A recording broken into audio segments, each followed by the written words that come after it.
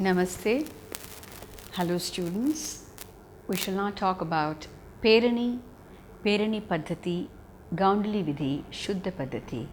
These are all exclusive concepts and practices which have been described in the Sangita Ratnakara. Vishnu Dharmottara Purana is encyclopedic in nature. For your information, it is considered as a supplement to the Vishnu Purana and included in the list of 18 Upapuranas. It mainly has chapters dedicated to dramaturgy, dance, vocal and instrumental music. That's what makes it very relevant to our discussion on Natyashastra or Sangita Ratnakara. The evidence in the texts in the medieval times shows that there was a shift from Bharata's Marga to the Deshi variations. Not only the techniques became augmented as dance evolved, but the role of the dancer using her body aesthetically and imaginatively in creative movement, using time and space effectively, was getting emphasized, with a new look at the communicative and the expressive roles.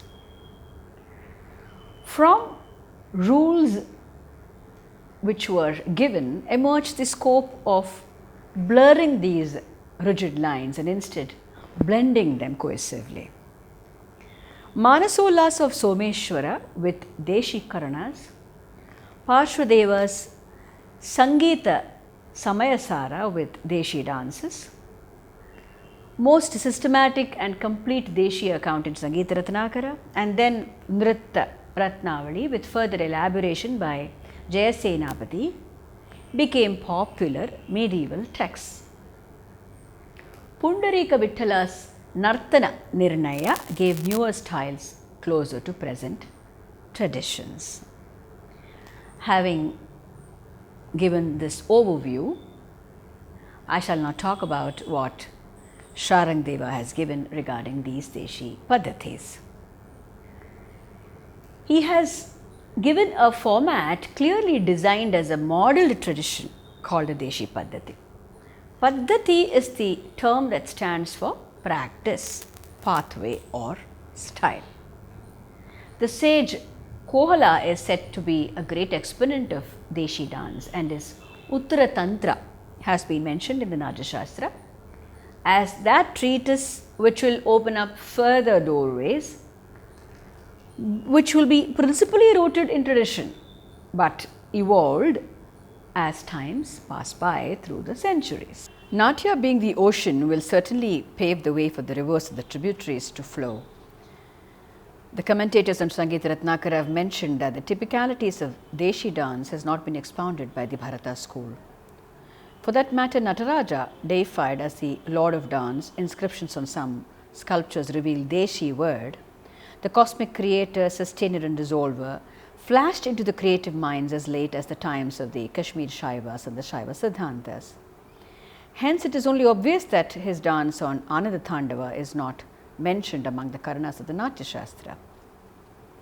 In order to understand the Paddhatis like Gaundali or Perini, which will be dealt later, it is necessary to be aware of the terminologies dealing with music styles used by Sharangadeva extensively in Nartanadhyaya.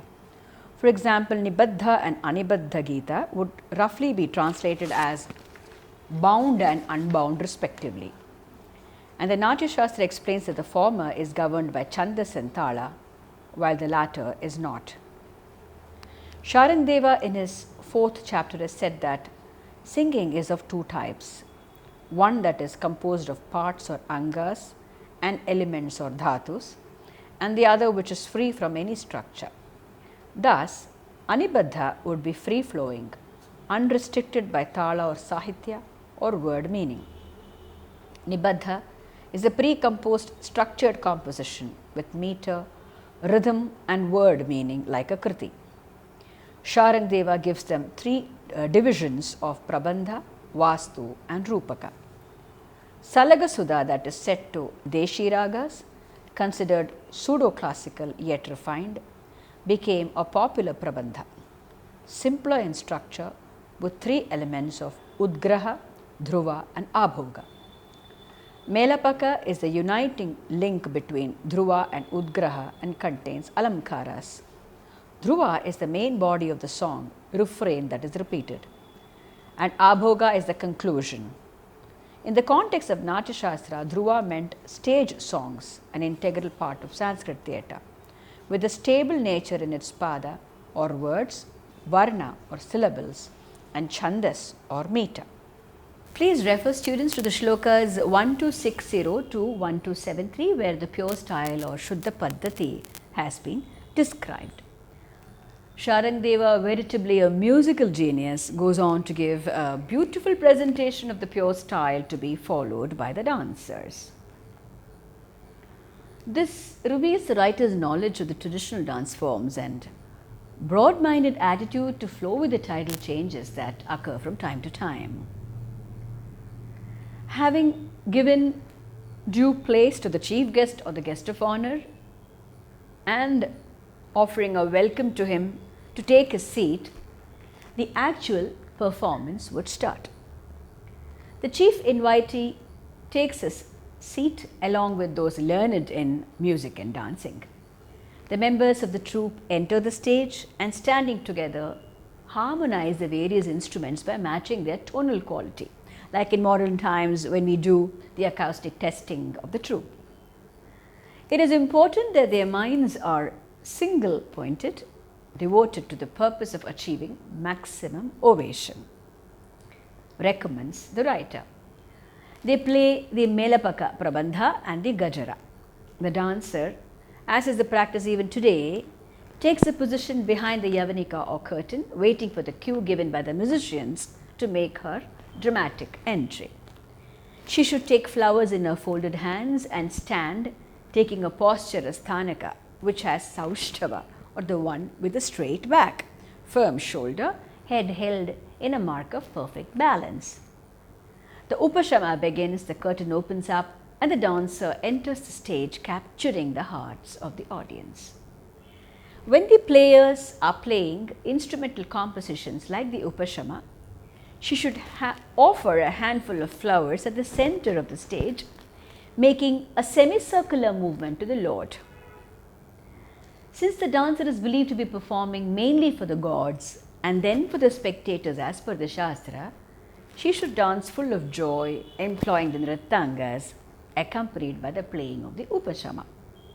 This invocatory dance is bereft of any other expressive element except exuberation, which is demonstrated by these Nrittangas. While the Pada, Ota, Kavita, Malapa, Avatsaka, Rigoni and Tuduka compositions are being played in their complete aesthetic manner and in a predetermined or any suitable order composed, the dance should be performed on the left and the right, Vishamanga or forward Samanga or both, catering to all three directions. After this, the dancer must appear again and perform the three types of dance when the pure prabandhas are being sung in any order as per one's choice. Alternately, if at the end of the Gajara, the Upashama is not played, the dancer must enter at the beginning of the Gajara itself. This is the view of the experts. This method, as explained, is popularly called Perini Vidhi by the local people. Taking notice of the view of others, the writer says that the playing of the Samahasta, which is explained in Vadyadhyaya, must be before the entry of the dancer. According to them, the entry is made always in the posture with feet aligned together at the same level, that is Samapada posture, and with proper Saushtava, while patas like Samahasta are being played. Some of the erudite scholars say that the songs and the Mukhavadya must be employed separately, while others recommend them in combination. Gaundali Vidhi is taken in shlokas 1272 to 1301. Perhaps no other text gives such a pan-Indian detailed dictum on the additional forms of Deshi dances that have evolved in various parts of the country, practiced by people irrespective of language, regional or cultural barriers.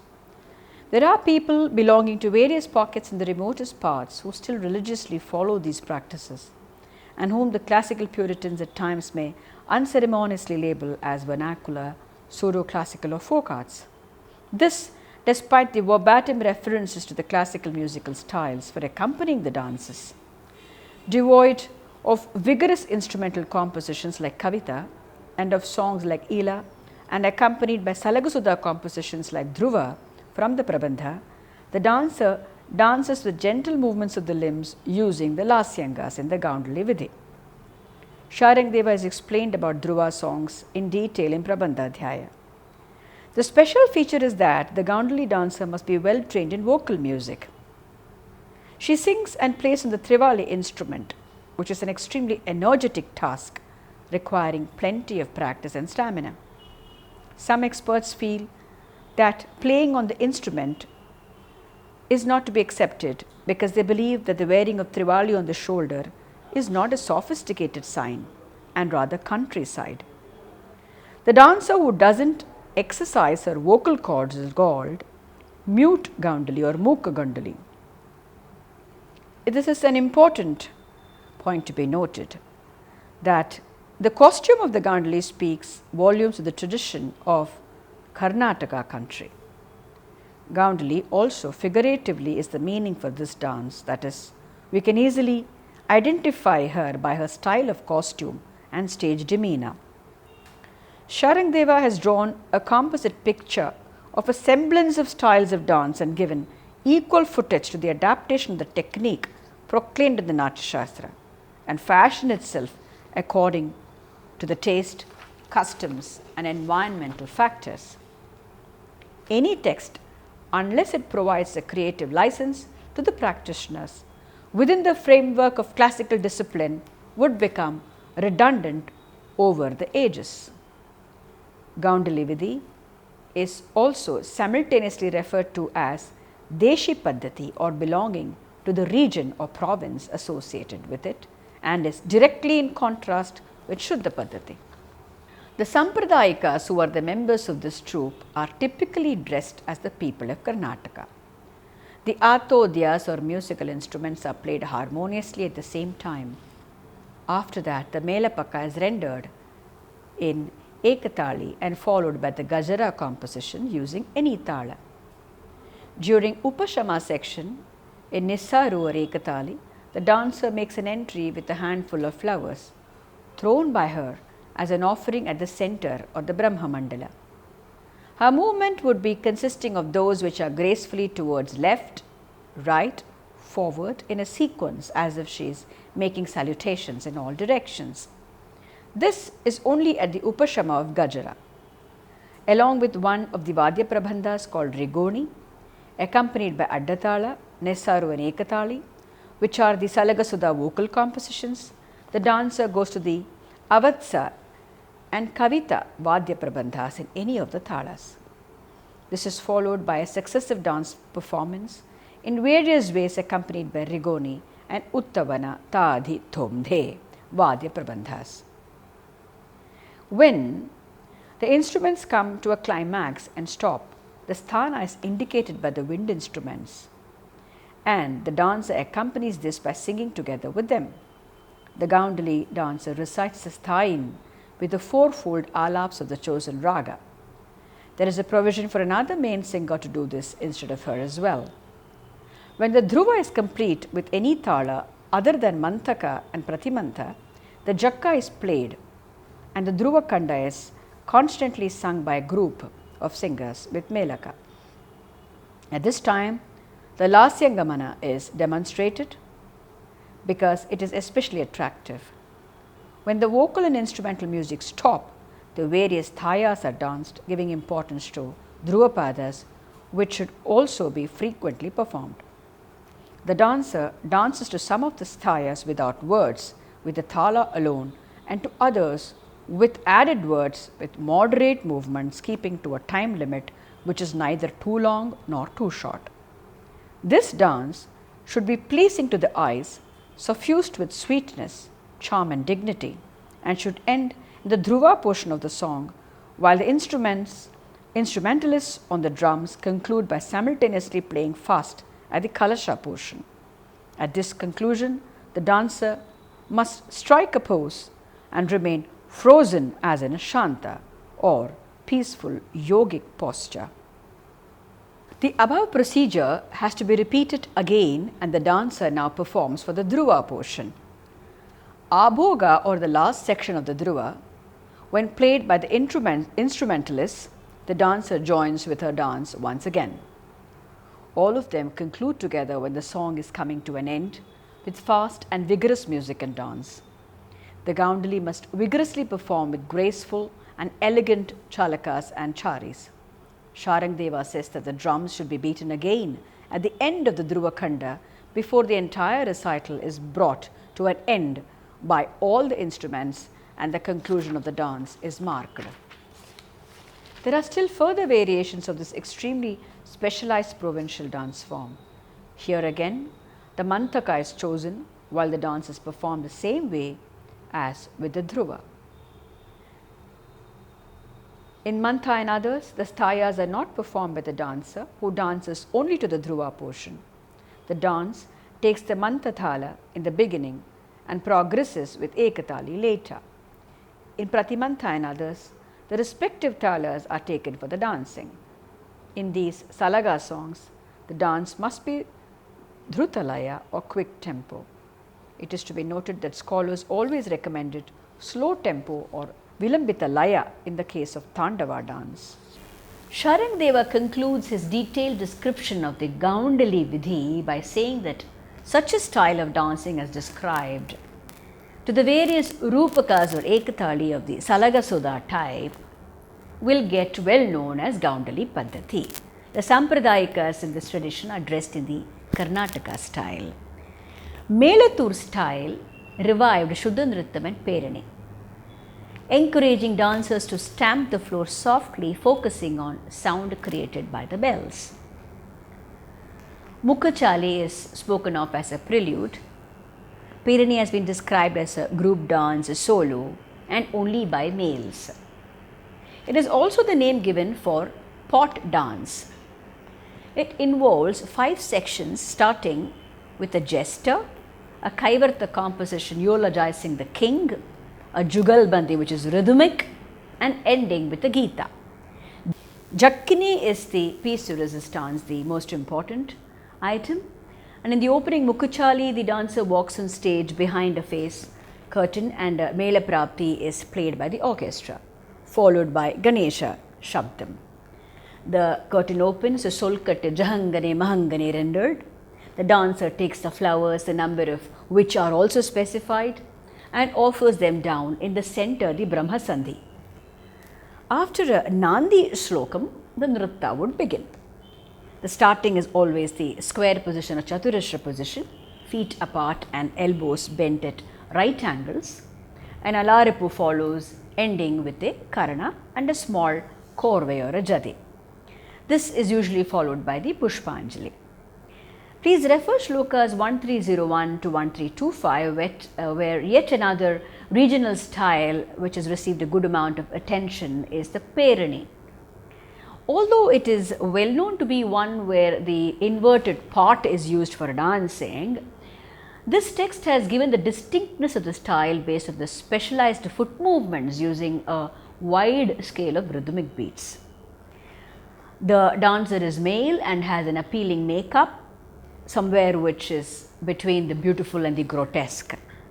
The Perini dancer has his body smeared with white ash, the head shaved except for a small tuft of hair, wearing the ghargarikas on the shanks with a resonant voice, clever in the 5 elements, says Sharangadeva, and always adept in keeping with the tala and the laya. Sharangdeva names the 5 elements also for the Perini dancer, which are Ghargara, Vishama, Bhavashraya, Kavicharaka and Gita. Ghargara is characterized by special training in the sound created by the bells. They are of 6 kinds: Padivata, Apadapa, Siripata, Alagapata, Sirihira and Kaluhula. Padivata, the Kuttana movement on the ground of both heels being struck up and down, one after the other, or of just one heel is Padivata. The forepart of the feet is held to the ground. Apatapa, striking the ground with the foot sole in an up and down movement. Siripata, sliding the foot with the sole held to the ground forward and backward one after the other. Alagapata, shaking the feet while lifting it gently in the air. In the Sirihira variety, the shanks are shaken in two ways.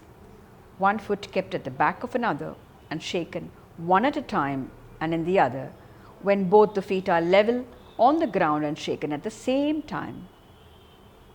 The left leg is stamped at first, and then the right heel makes a turn. This is repeated vice versa in the variety called as Kaluhula. These are known as the Ghargara varieties, which are to be beautifully rendered as per the various thalas. Using the Utpluti Purvakarana in the Vishama element, the Peranin uses his entire body movements to indicate humour and incite it. In this again, he can be free to use such karanas as employed by men in disguise, especially the jumps of a jester. The Bhavashraya and Kavicharaka elements refer to the Uttamanayakas. Hence, the knowledge of this element will make the movement more dignified as compared to the previous.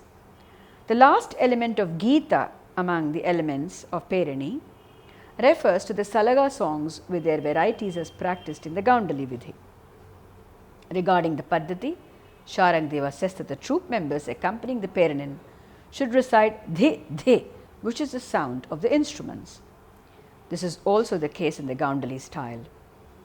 While the three padas based on Rigoni and Uttavana Prabandhas are played twice in slow tempo and in Nisarutala, an actor should enter the stage whose head is clean shaven and deliver grotesque speech matching his weird dress and ornaments. As the comic hasya sentiment is evoked while this actor starts dancing, the Perinin makes an entry. After Rigoni Prabandha is concluded, the Perinin starts dancing. This dance will make use of the 5 elements. When the musical instruments stop to have the solo cymbal playing by the taladharas, the Perinin would make the steps typical of Apadapa. During this rendering, the Garugi Tala or Saraswati Kanthabharana is played, and to add to the overall resonance, the instrumentalists produce mandra or deep sounds on mardala and such instruments to match the respective talas.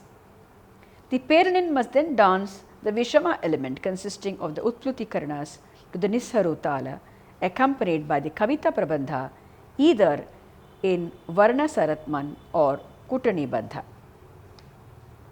Finally, he must demonstrate Rekha, Sthapana, special sounds of the Ghargaras, Gita dance and Vishama jumps in tune with Praharana Vadya Prabandha. This would be done for the Salagasudha compositions. Kavichara and Bhavashraya will be the last 2 elements included in the performance while Abhoga is being played.